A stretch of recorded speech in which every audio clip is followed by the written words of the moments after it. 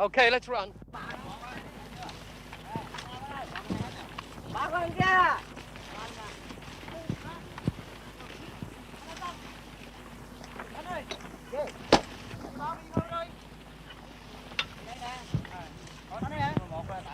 Anh thấy không? Anh của vô không mấy hộp? Vô tảng vô trong này hết. Con đưa ra đây đây. Vô cùng là làm gì đó? Ba đưa ra đi mà tụi tao ngừng ở đây cái đi mà cứ đâu cũng vô. Đi thưa ra coi. Không rồi.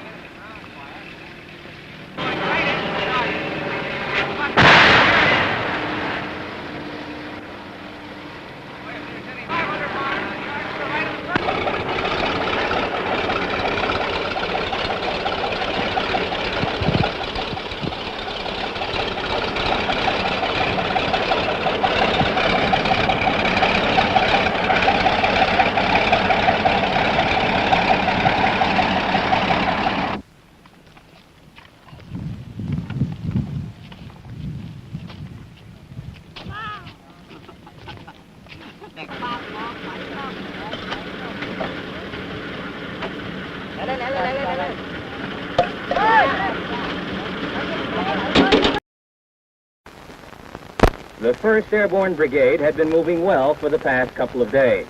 They had moved more than 40 miles up Highway 13 to the district town of Chontan.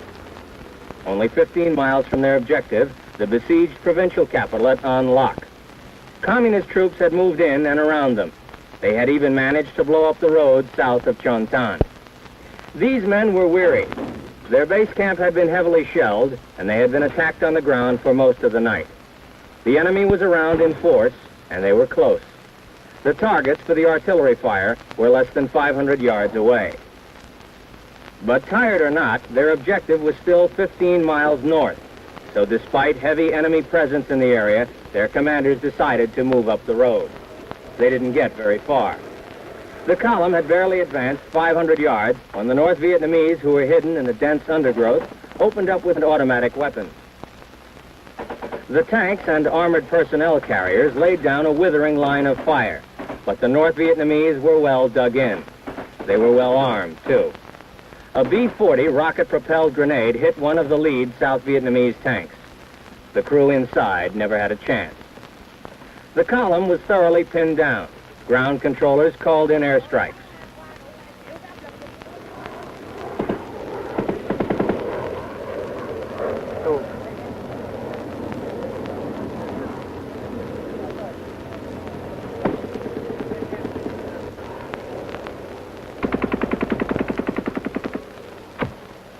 Some of the bombs exploded within 300 yards of the highway.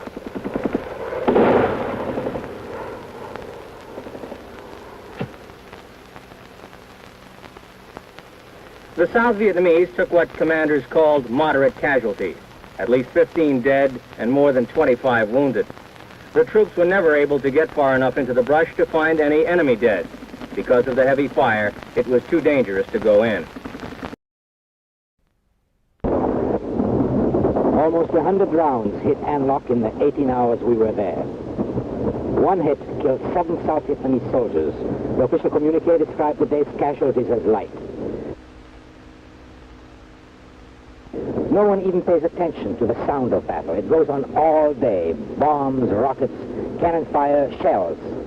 An Loc doesn't seem that dangerous a place, and getting out that's dangerous.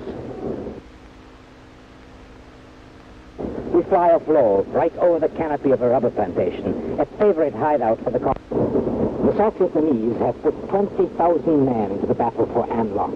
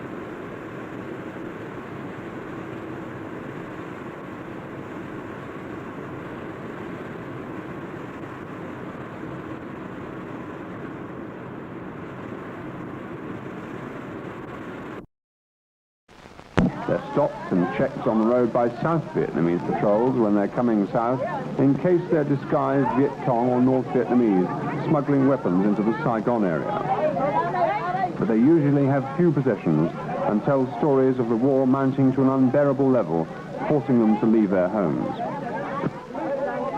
Some come from villages near An Loc, the provincial capital besieged by the communists and desperately defended by the South Vietnamese in one of the bloodiest battles of the war.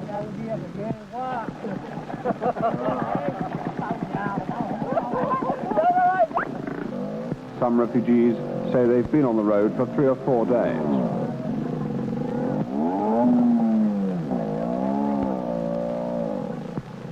And American Vietnamese troops on the highway have apparently virtually given up the task of reaching An Loc by road. Their main task is simply to keep the road as clear as possible for supplies going up to their regiment at Chon Ton, some 45 miles from Saigon. Probably only small units of North Vietnamese are harassing the road, but they tie down a lot of troops defending it.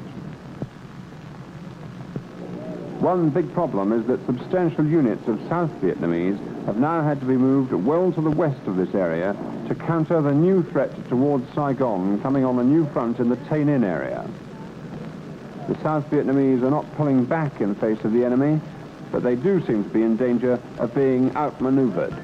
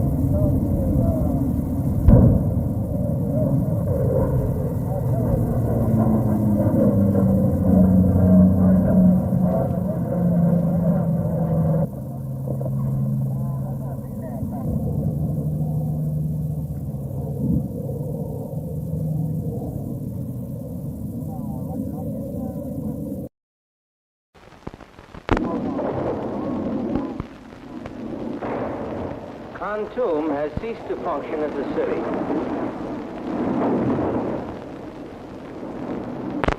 Almost everything is closed in Kon Tum. There is very little food. What hasn't been destroyed by North Vietnamese artillery has been locked up or abandoned.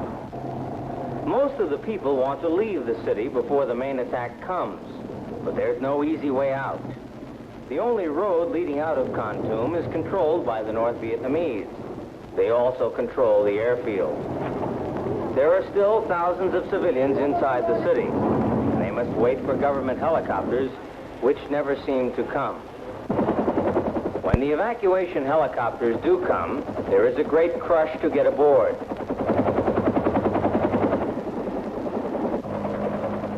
It's like a mad scramble for the lifeboats of a sinking ship. This helicopter was so overloaded that it couldn't get airborne. People had to be pulled off bodily. Panic spreads easily in this tent city. No place is really safe when shrapnel starts flying. Little attempt has been made to build shelters for the citizens. Now airdrops by American planes have begun, an ominous sign. Most of the planes drop ammunition. None can actually land because communist troops are around the airfield. The dead, the dying and the wounded, they all come out by air. South Vietnamese losses are severe, but no one will give an accurate figure.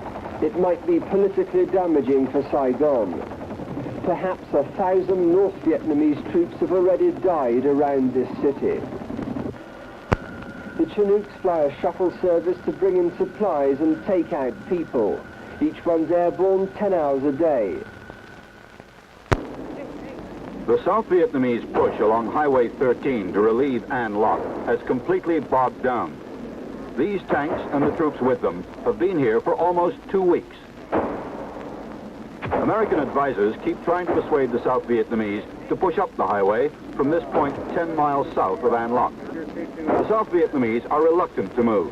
Their commanders say they are worried about the North Vietnamese coming in behind them and cutting them off.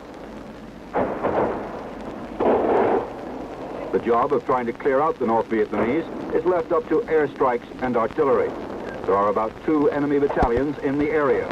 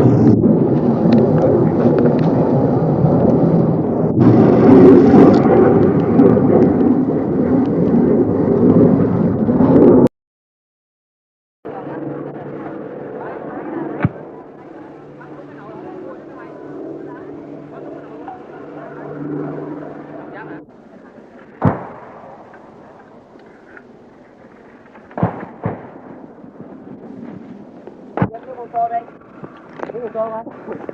Mày nó ba đó. Mày ở tạo mất con kia ở làm cái gì? Bao giờ làm gì? Bao năm có thử vô tâm đi. Cái gì đó?